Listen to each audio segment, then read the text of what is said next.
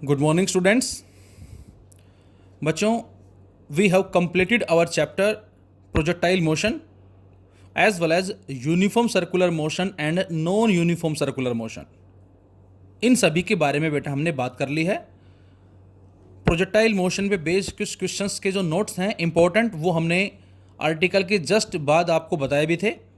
अब फिलहाल आज के इस वीडियो में हम कुछ न्यूमेरिकल्स के बारे में स्टडी करेंगे which are based upon projectile motion, और इन न्यूमेरिकल से थोड़ा सा और भी आपका कॉन्सेप्ट जो है वो बूस्ट अप होगा। तो बच्चों, इस कैटेगरी में जो फर्स्ट क्वेश्चन हमारा, ध्यान से सुनेंगे सभी, ये है बेटा, a projectile is projected with a velocity of 20 metre per second at an angle of 45 degree with the horizontal. आपसे कह रहा है बेटा इस क्वेश्चन में कि एक प्रोजेक्टाइल है और उसको हमने प्रोजेक्टेड करवाया है किसी वेलोसिटी u, जिसकी वैल्यू हमें गिवन है 20 मीटर पर सेकेंड, और ये जो वेलोसिटी है ये इस हॉरिजॉन्टल के साथ जो एंगल बना रही है उसकी वैल्यू है बच्चों 45 degree with the horizontal. The equation of trajectory is given by, और इसमें हमें ट्रेजेक्टरी की जो इक्वेशन है वो भी दे रखी है। क्या दे रखी है? h equal to A X minus B X square, A X minus B X square, where h is the height and x is the horizontal distance. A and b are the constants. Then what is the ratio of a and b? और बच्चों, इस question में हमसे इस a और b का बेटा ratio जो है वो हमसे पूछा है। What is the ratio of a and b? और आपसे कहा गया है कि g की जो वैल्यू है वो आपको 10 मीटर पर सेकेंड स्क्वायर जो लेनी है। तो इस क्वेश्चन में हमें एक प्रोजेक्टाइल जिसको फायर किया गया है 20 मीटर पर सेकेंड की रफ्तार से, जो हॉरिजॉन्टल के साथ 45 डिग्री एंगल बना रहा है, इसकी ट्रेजेक्टरी की इक्वेशन हमें गिवन है and we have to find out A by B. इनका रेशियो हमें फाइंड आउट करना है। तो आई थिंक आप क्वेश्चन को देखकर, इस इक्वेशन को देखकर समझ गए होंगे कि ये इक्वेशन किसकी है। This is equation of parabola, means इसका जो पाथ होगा बच्चों वो कैसा होगा, वो पैराबोलिक पाथ होगा कुछ इस तरह से। अब जरा सोचे ध्यान से कि हमने इस कॉन्सेप्ट के अंदर, एंगुलर प्रोजेक्शन के अंदर, जो ट्रेजेक्टरी की इक्वेशन फाइंड आउट की थी वो हमारी क्या आई थी। ध्यान होगा शायद आपको। और वो हमने इक्वेशन जो फाइंड आउट की थी एक्स और वाई कोऑर्डिनेट्स के बिहाफ पे बेटा, X equal to X nought plus U X T plus half A X T square, y is equal to Y nought plus U Y T plus half A Y T square, आपको याद होगी। और उसकी value आई थी हमारी y is equal to x tan theta minus half into g x square upon में u square cos square theta. यदि ये याद आ गई आपको तो ठीक, और यदि ये याद नहीं आई है तो बेटा एक बार जरा एंगुलर प्रोजेक्शन वाला आर्टिकल चेक करें और उसमें ट्रेजेक्टरी की इक्वेशन यही मिलेगी आपको। तो यहां पर ट्रेजेक्टरी की इक्वेशन ये दे रखी है, यहां पर ये दे रखी है। अब यदि हम इन दोनों इक्वेशन को बेटा, जो गिवन है उसको और जो हमने फाइंड आउट की थी उसको, यदि बच्चों हम इन दोनों को कंपेयर करते हैं तो अब आप बताएं कि यहां पर इस एक्स के साथ क्या है, टेन थीटा, और यहां पर x के साथ क्या है बेटा, a। So we can say tan theta equal to a। तो हमें a की वैल्यू पता लग गई है जो आई tan थीटा। b के साथ बच्चों x स्क्वायर है, और यहां पर इस सारे फैक्टर के साथ, और साथ में g भी इंक्लूड है, के साथ x स्क्वायर है। तो इसका मतलब बच्चों b की वैल्यू क्या होगी, b की वैल्यू आ जाएगी बेटा कितनी, हाफ, ऊपर g और नीचे u square cos square theta आ जाएगी। जी हमें ए और बी पता लग गए हैं, और अब क्या करें, दोनों को डिवाइड कर दें हम।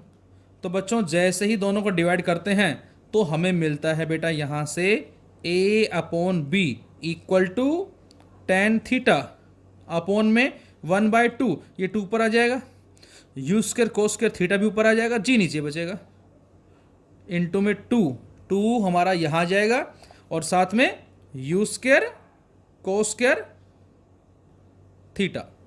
और बच्चों थीटा हमें दे रखा 45 डिग्री, tan 45 1, cos 45 1/√2, उसका स्क्वायर 1/2 वो इससे कट जाएगा, u स्क्वायर दैट इज 20 का स्क्वायर 400, g की वैल्यू 10।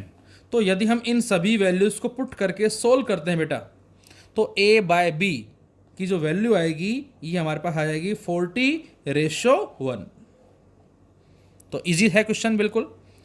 तो यहां हमें ट्रेजेक्ट्री की इक्वेशन दे रखी थी बेटा, हमने इसको इस इक्वेशन से कंपेयर किया और उसके बिहाफ पे हमने ए और बी का जो रेशो है उसकी वैल्यू को हमने फाइंड आउट कर लिया है। ए और बी जो है, और आपको शायद याद भी होगा कि मैंने वहाँ जो इक्वेशन लिखी थी बेटा, वो मैंने कुछ इसी फॉर्म के अंदर ही लिखी थी। यहाँ से वहाँ जो हमने इक्वेशन लिखी थी वो इसी फॉर्म में लिखी थी। सेकंड क्वेश्चन देखें ध्यान से, ये हमने नोट में भी लिखा था। सेकंड क्वेश्चन में हमें डायग्राम दे रखा है कुछ इस तरह से, सपोज इस तरह से, और इस डायग्राम में एक वेलोसिटी जो है हमें बेटा वो दे रखी है। सपोज करें v1 मान लेते हैं इसको हम, और इसको सपोज हम v2 मान लेते हैं, एज्यूम किया हमने। और सपोज इसको मान लेते हैं हम θ1, और इसको मान लेते हैं इस ऊपर वाले को, दिस वन, इसको मान लेते हैं हम θ2 मान लेते हैं। और सपोज ये हमें दे रखा है और आपसे कह रहा है क्या, show that the motion of one projectile as seen from the other projectile will always be a straight line. हमें शो करना है क्या, the motion of one projectile as seen from the other projectile will always be a straight line motion. Suppose ये गया कुछ ऐसे, इस तरह से हमने मान लिया, और मान लेते हैं इसको हम, ये गया कुछ ऐसे इस तरह से। जरूर नहीं कि दोनों सेम जगह गिरेंगे, मे बी ये पॉसिबिलिटी कब हो सकती है बेटा, जब यदि ये एंगल थीटा है तो दूसरा एंगल 90 - थीटा होगा, उस केस में कहेंगे। लेकिन उसके साथ साथ दूसरी कंडीशन क्या थी हमारी, कि वेलोसिटी भी सेम होनी चाहिए। तो ये तो कोई भी हो सकता पॉइंट, हमने अपनी तरफ से मान लिया, नो मैटर। और एज्यूम किया कि सपोज ये किसी टी टाइम में ये पहुंच गया यहाँ, और हमने मान लिया ये सपोज किसी टी टाइम में यहाँ पहुंच गया, मे भी कहीं भी हो सकता है ये। इसको सपोज मैं ए मान लेता हूँ और इसको बी मान लेता हूँ। तो हम एक प्रोजेक्टाइल से बैठकर दूसरे को देख रहे हैं, इस तरह से इसको हम समझ सकते हैं कि हमने अपने आप को इस पर बैठा लिया, एक चींटी बनकर हम उस पर बैठ गए हैं और हम दूसरे को देख रहे हैं। तो उसका जो मोशन है हमें वो स्ट्रेट लाइन नजर आएगा। ये हमें मैथमेटिकली प्रूव करना है बच्चों। बड़ा ही अच्छा और इंटरेस्टिंग क्वेश्चन है ये। अब ऐसे क्वेश्चंस को सोल्व करने के लिए क्या करेंगे हम, तो आंसर है पहले इसके लिए x की वैल्यू फाइंड आउट करेंगे, इसके लिए y की वैल्यू फाइंड आउट करेंगे, इसके लिए x की वैल्यू फाइंड आउट करेंगे, और इसके लिए y की वैल्यू फाइंड आउट करेंगे। और उसके लिए हमारी जो इक्वेशन होती है बच्चों वो होती है x = x0 प्लस में uxt प्लस में हाफ axt²। तो यदि मैं बात करूं x1 की, तो x0 0 प्लस uxt। अब आप खुद बताएं uxt क्या होगा, तो आंसर है इस वेलोसिटी का x कंपोनेंट, और इस वेलोसिटी का जो x कंपोनेंट होगा u1 मान लें, कोई बात नहीं। यदि हमने वहां पर u1 लिया था तो u1 u2 मान सकते हैं, थोड़ा सा इजी रहेगा आपके लिए, नो मैटर। u1 v1 जो मर्जी लेना चाहो ले सकते हो आप। तो इस u1 का इधर कंपोनेंट क्या आएगा बच्चों, u1 cos θ1, और इस u2 का इधर कंपोनेंट क्या आएगा, u2 cos θ2। इसी u1 का इधर कंपोनेंट क्या आएगा, u1 sin θ1, और इस u2 का कंपोनेंट क्या आएगा इधर बेटा, u2 sin θ2। ये हमने इसके कंपोनेंट्स भी ले लिए हैं।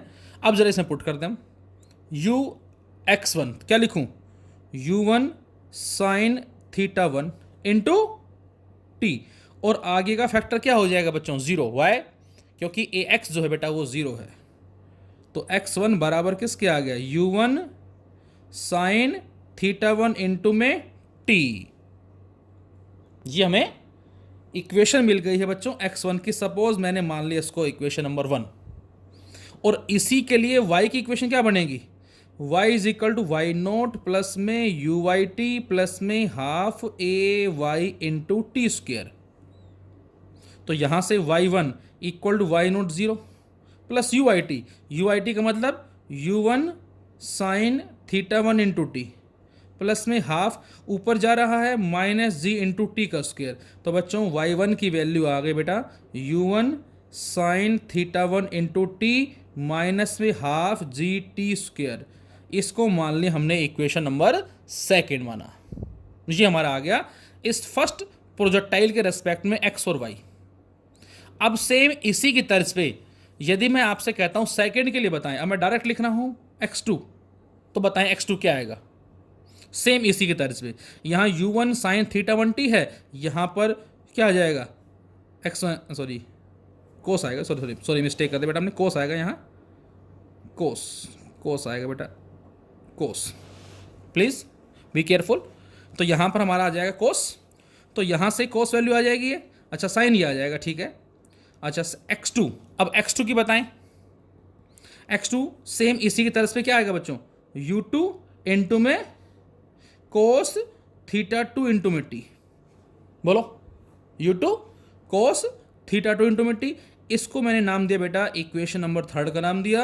एंड y2 क्या लिखूं बच्चों, y2 जैसे y1 लिखा है तो ये आ जाएगा बच्चों u2 into sine theta two T minus में हाफ जी टी स्क्वेयर। इसको नाम दिया इक्वेशन नंबर 4। तो यहाँ से हमें इक्वेशन जो वो मिल गई हैं x1 y1 x2 y2। और अब क्या करें, अब जरा x2 माइनस x1 निकाल लें और y2 माइनस y1 निकाल लें। क्यों निकाला जरा चेक करते हैं अभी हम। तो अब आप बताएं x2 माइनस x1 कितना आएगा। तो x2 की वैल्यू क्या आई थी बेटा, x2 की वैल्यू है u2 cos theta two T और x1 u1 cos theta one T, क्योंकि इसका जो x कंपोनेंट है वो कोसाइन होगा और y जो है वो साइन होगा। तो यहां से x2 माइनस x1 की वैल्यू मैं लिख रहा हूं direct, that is u2 cos क्या लिखूं theta two minus u1 cos theta one. और इसके अलावा क्या बचा बताओ, इसके अलावा जो t है बेटा वो हमने बाहर कॉमन ले लिया, ये हमारा आ गया x2 माइनस x1। तो इसी तरह से y2 माइनस y1 क्या आएगा बेटा। अब y2 की इक्वेशन क्या है, ये y2 है u2 sine theta two T minus half जी टी स्क्वायर और ये y1 है। तो जब y2 में से y1 को माइनस करेंगे तो ये माइनस प्लस हो जाएगा जो इससे कैंसिल आउट, तो केवल u2 sine theta two T बचेगा और माइनस में u1 sine theta one into T बचेगा। तो यहां से y2 माइनस y1 जो आएगा बच्चों वो आ जाएगा u2 sine theta two minus u1 sine theta one into में t। जी हमारे पास आ गया। इसको मैं मान लेता हूं इक्वेशन फिफ्थ और इसको मान लेता हूं इक्वेशन सिक्स्थ। और यदि हम सिक्स्थ अपॉन में फिफ्थ कर दें, इनको डिवाइडिंग कर दें तो क्या मिलेगा बेटा देखें ज़रा। तो यहाँ से बच्चों y2 माइनस y1 अपॉन में x2 माइनस x1 क्या आ जाएगा बोलो, ये आ जाएगा हमारा u2 sine theta two minus में u1 sine theta one upon u2 cos theta two minus u1 cos theta one. ये हमारे पास वैल्यू जो ये आ गई है, क्या ये कांस्टेंट है, तो आंसर है यस भाई, थीटा वन कांस्टेंट है, थीटा टू कांस्टेंट है और जिस वेलोसिटी से फेंका है वो हमारे पास इनिशियली जो भी थी कांस्टेंट। तो यहाँ से इस सारे को हमने सपोज करो कोई भी नाम दे देते हैं, से m मान लेते हैं हम, एक कांस्टेंट मान लिया हमने इसको। और y2 माइनस y1 क्या होगा बच्चों, y2 का मतलब ये y2 है यहाँ से यहाँ तक, y1 का मतलब ये y1 है। तो यहाँ से यहाँ तक y2 माइनस y1 क्या आ जाएगा, इनके बीच का सेपरेशन, दिस वन, इसको y मान लेता हूँ। x2 क्या है, इसका b का डिस्टेंस, x1 क्या है, a का डिस्टेंस। और जब x2 में से x1 माइनस करेंगे तो इस a और b के बीच का x डिस्टेंस आ जाएगा।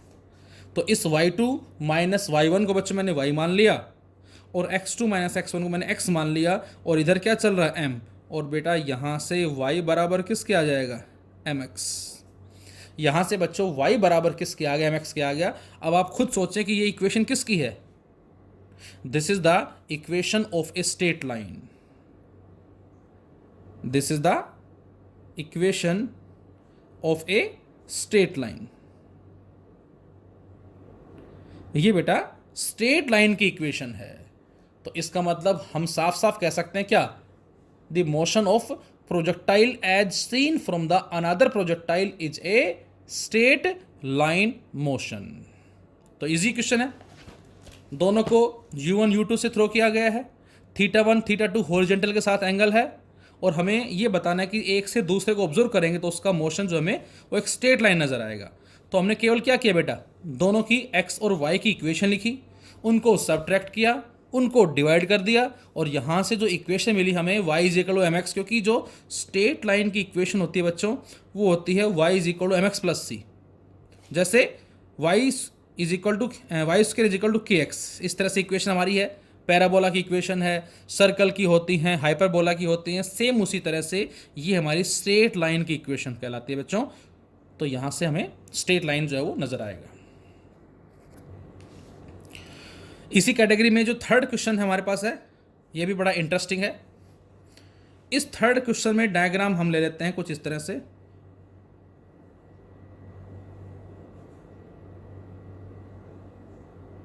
ये हमने डायग्राम लिया और ये एंगल हमारे पास दे रखा है सपोज 60 डिग्री, ये एंगल है 60 डिग्री, और आपसे कह रहा है कि सपोज ये जो पॉइंट हमने मान लिया इसको ए मान लेते हैं हम, और यहाँ से हमने प्रोजेक्टेड करवाया है विद ए वेलोसिटी से u1 मान लेते हैं इसको हम u1, और सेम उसी इंस्टेंट पे कोई पॉइंट हमने लिया b, यहाँ से सीधा ऊपर फेंका गया है किस वेलोसिटी से, u2 से।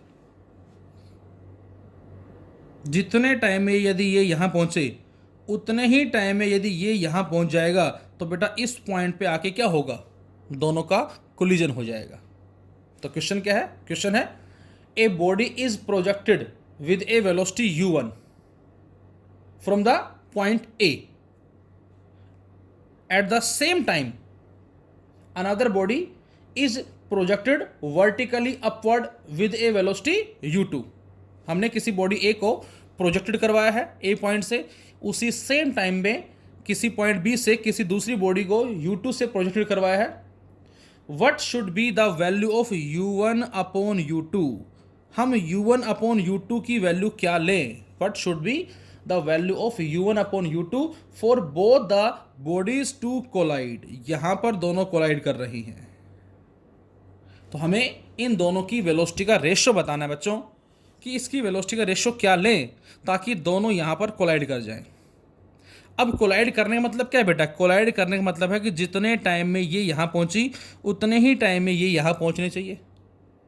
इसने सपोज करो यहाँ से यहाँ तक कितना वर्टिकल डिस्टेंस अचीव किया, हमने मान लिया सपोज करो 10 मीटर एज्यूम किया, तो यदि इसने 10 मीटर अचीव किया तो इसका यहाँ से यहाँ तक जो वर्टिकल डिस्टेंस है, मैं वर्टिकल की बात कर रहा हूँ, वो भी 10 ही होना चाहिए। मतलब जब ये यहाँ पहुँचेगी बेटा तो ये तो इसका हॉरिजॉन्टल डिस्टेंस कहलाएगा और ये इसका वर्टिकल डिस्टेंस कहलाएगा। तो यदि दोनों के वर्टिकल डिस्टेंस बराबर हो जाएं और सेम टाइम लगे तो उस केस में दोनों के दोनों इस पॉइंट पे आके कोलाइड कर जाएंगी। अब वर्टिकल का मतलब वाई वाली बात कर रहे हैं हम, ये एक्स एक्सिस है, ये वाई एक्सिस है। अब जरा वर्टिकल के लिए हम इक्वेशन क्या लेते हैं बेटा, इसकी बात करें हम तो हम इक्वेशन लेते हैं बच्चों y is equal to Y nought plus में यू वाई टी प्लस में half A Y T square, ये लेते हैं। y यू आई क्या लिखूं बताए इसके लिए, तो इसके लिए इसका जो y का जो कंपोनेंट है वो आ जाएगा साइन, तो ये बन जाएगा बच्चों क्या u1 sine theta into T, ऊपर जा रहे हैं half minus g into t का स्क्वायर, तो यहाँ से बेटा y आ गया u1 sine theta into T minus half जी टी स्क्वायर। ये हमने वर्टिकल डिस्टेंस की इक्वेशन लिखी इसके लिए। अब आते हैं इसके लिए, इसको सीधा फेंका गया है, देखिए यहाँ थीटा कितना है 60, इसको फेंका गया कुछ इस तरह से 60 से 60 डिग्री। यदि इसको ऐसे फेंकते ऐसे फेंकते ऐसे फेंकते ऐसे फेंकते, एग्जैक्टली जो ये वाला केस है, इस u2 को एग्जैक्टली ऐसे फेंका गया परपेंडिकुलरली, तो सेम इक्वेशन इसकी बनेगी, लेकिन यहाँ थीटा 60 डिग्री है, यहाँ थीटा 90 डिग्री हो जाएगा इस केस में। और यदि u2 के लिए 90 डिग्री होगा तो इस u2 की इक्वेशन क्या बनेगी बच्चों, ये हमारा है किसके लिए, u1 के कॉरस्पॉन्डिंग है ये। अब जरा हम u2 को कॉरस्पॉन्डिंग बात करें तो इसके लिए y क्या लिखेंगे हम, सेम इसी की तर्ज पर u2 sine 90 and sine 90 1 into T, और ऊपर जा रहा है हाफ जी टी स्क्वेयर। बोलो, ये बन जाएगी हमारी इक्वेशन किसके लिए? बी के लिए। और अब क्या करें, दोनों को हम कंपेयर कर लें क्योंकि y सेम है। So comparing first and second, comparing first and second. तो बच्चों जैसे ही हम कंपेयर करते हैं u1 sine 60 into T minus में हाफ जी टी स्क्वेयर, ये किसके बराबर आ जाएगा बेटा? ये बराबर आ जाएगा u2 टी माइनस में हाफ जी टी स्क्वेयर, और ये पूरा पूरा कैंसिल आउट। इस t से बच्चों ये t कैंसिल आउट, तो यहाँ पर आ गया u1, और साइन 60 की वैल्यू कितनी होती है बेटा? √3/2 इक्वल टू u2। हमें तो u1 अपॉन u2 चाहिए, तो यहाँ से u1 अपॉन u2 कितना आ जाएगा बेटा? 2 अपॉन में √3। तो ये आ जाएगा बच्चों इनकी वेलोसिटी का रेशो। तो यदि हम इनकी वेलोसिटी का रेशो ये लेते हैं तो 101% दोनों के दोनों इस पॉइंट पे आके कोलाइड कर जाएंगे। ये इस बात का मतलब होगा। इसी कैटेगरी में और देखें जरा क्वेश्चन, हमने मान लिया क्वेश्चन थर्ड था, फोर्थ ले लेते हैं जरा। आपसे कह रहा है सपोज हमने एक टावर मान लेते हैं जरा, और यहां से किसी बॉल को हमने थ्रो किया हॉरिजेंटली, किस रफ्तार से? सपोज मान लेते हैं इसको 50 मीटर पर सेकेंड, और आपसे कह रहा है क्या? Find the velocity and position at the end of 3 seconds. आपसे कह रहा है कि 3 सेकेंड्स के एंड में, 3 सेकेंड्स के बाद हमें उसकी वेलोसिटी बतानी क्या होगी, और साथ साथ उसकी पोजीशन बतानी है क्या होगी। मतलब ये कुछ ऐसे जाएगा और ऐसे आके गिरेगा। तो बच्चों ये हमारा कौन सा केस बन गया? टावर वाला केस है, लेकिन हॉरिजॉन्टल प्रोजेक्शन वाला केस है। ये इसका मतलब है। सपोज करें 3 सेकंड के बाद ये यहां पहुंच गया, तो यहां पर पहुंच गया, इसका मतलब ये क्या होगा? इसका x, और ये क्या हो जाएगा? इसका y। हमें इसके x और y कोऑर्डिनेट्स जो बेटा वो फाइंड आउट करने हैं, वो कितने होंगे। अब उसके लिए आप बताने की जरूरत नहीं है आपको। क्या? x की इक्वेशन लिखें direct, x equal to x nought plus में uxt प्लस में हाफ axt स्क्वेयर 0। तो x बराबर ux कितना है? 50, और टाइम कितना है? 3 सेकेंड। तो इसका मतलब उसका जो x कोऑर्डिनेट आया बच्चों वो कितना आ गया? वो आ गया 150। इसी तरह से y कोऑर्डिनेट बताएं जरा, what is the y coordinate.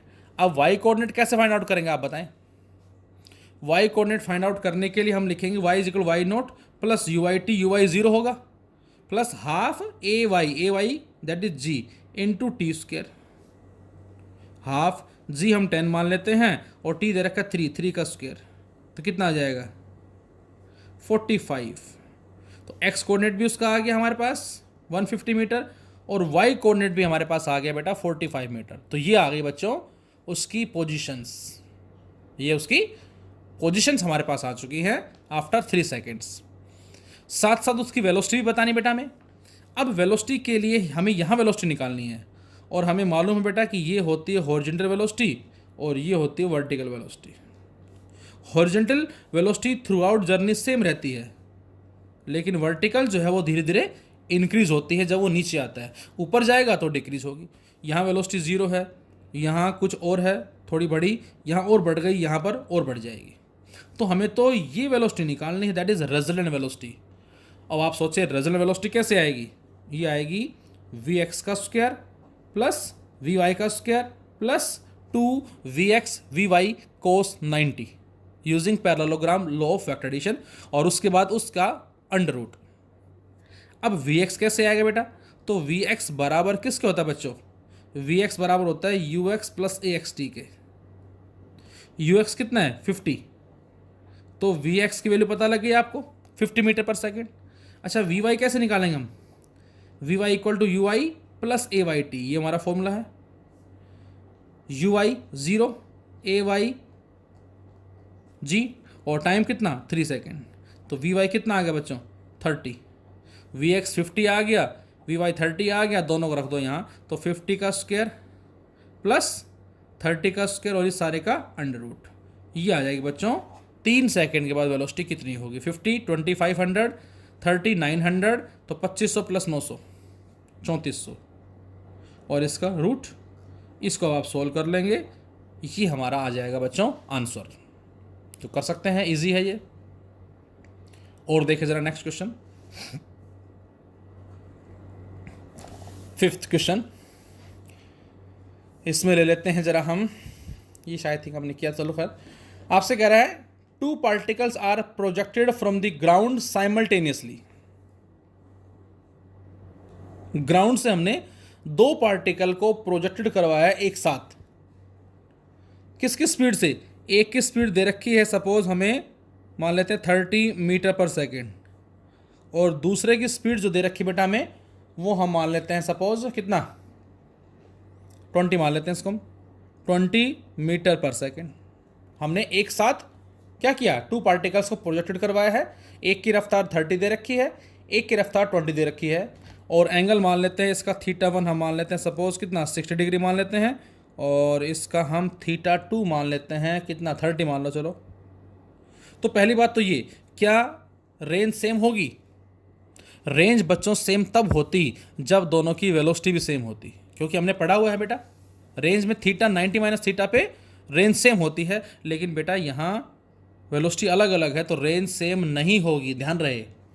और यही आपसे पूछा आई थिंक इस क्वेश्चन में, और इसमें ले लेते हैं जरा हम क्या, तो आपसे कह रहा है 2 particles are projected from the ground simultaneously with speed 30 metre per second and 20 metre per second at an angle of 60 degree and 30 degree with the horizontal in the same direction.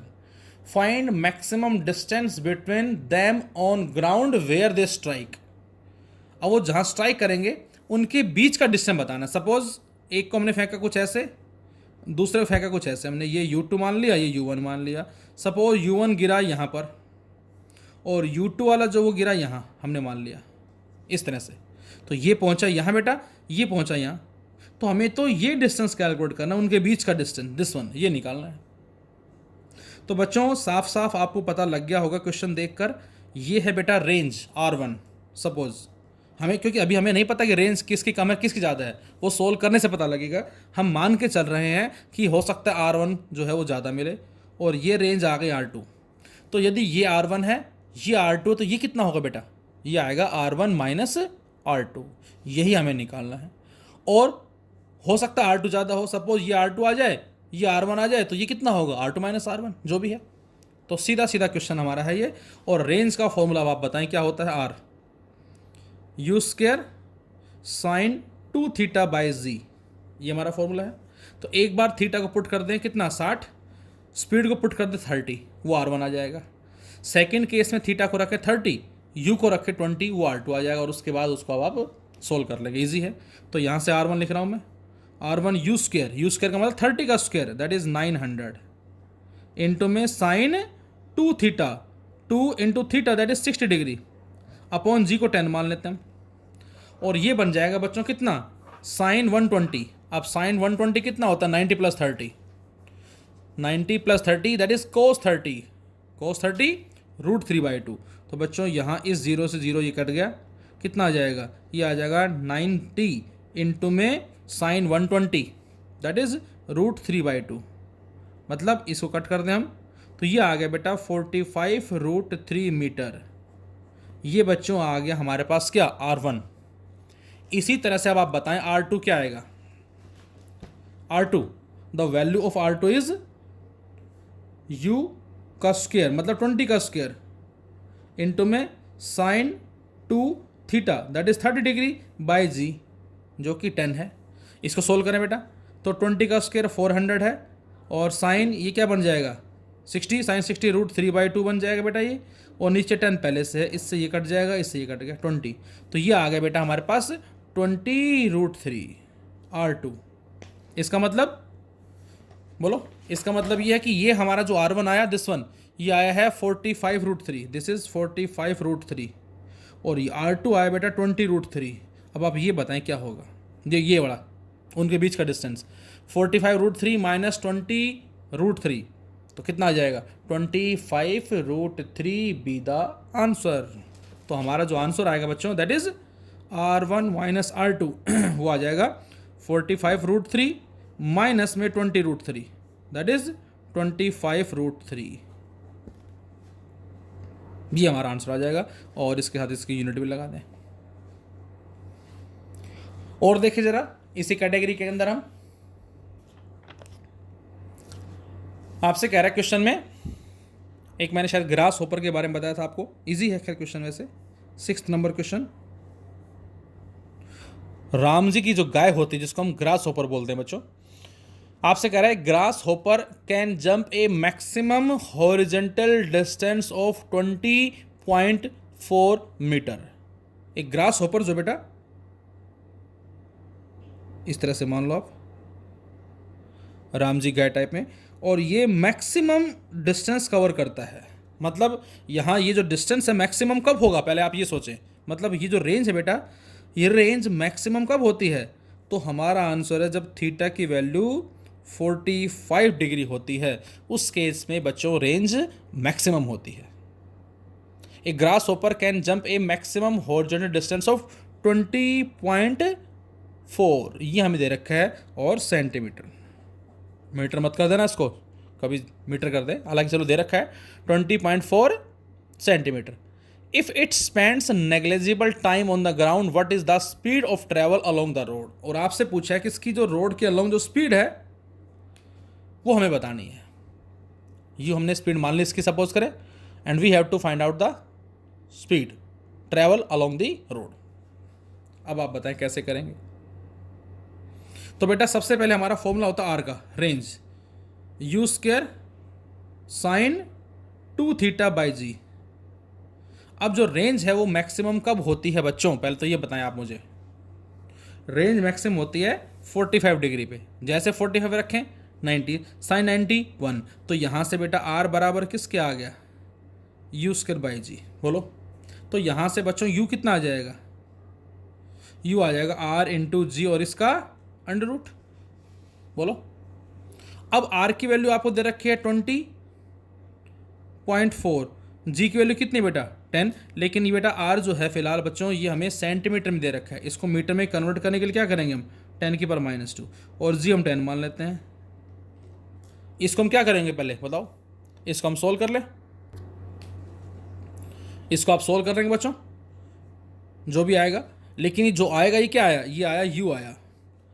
क्या इस क्वेश्चन में U पूछा था, no. ध्यान से सुने मेरी statement को, मैं फिर बोलता हूं, a grasshopper can jump a maximum horizontal distance of 20.4 centimetre if it spends negligible time on the ground what is its speed of travel along the road.